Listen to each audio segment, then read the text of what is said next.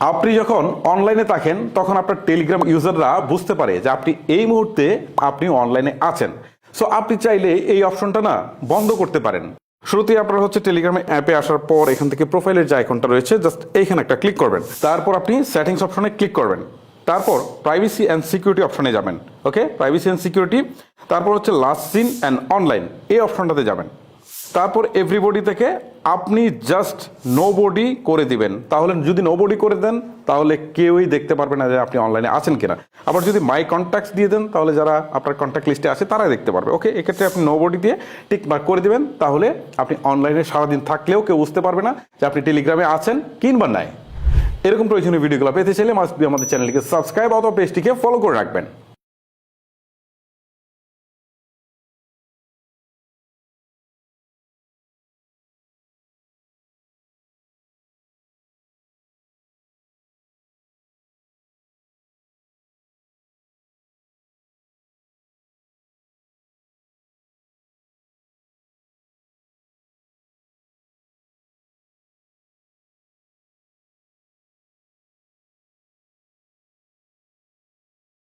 আপনি যখন অনলাইনে থাকেন তখন আপনার টেলিগ্রাম ইউজাররা বুঝতে পারে যে আপনি এই মুহূর্তে আপনি অনলাইনে আছেন।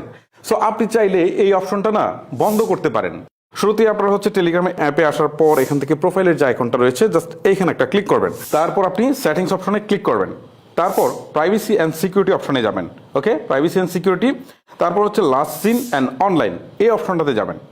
তারপর এভরিবডি থেকে আপনি জাস্ট নোবডি করে দিবেন। তাহলে যদি নোবডি করে দেন তাহলে কেউই দেখতে পারবে না যে আপনি অনলাইনে আছেন কিনা।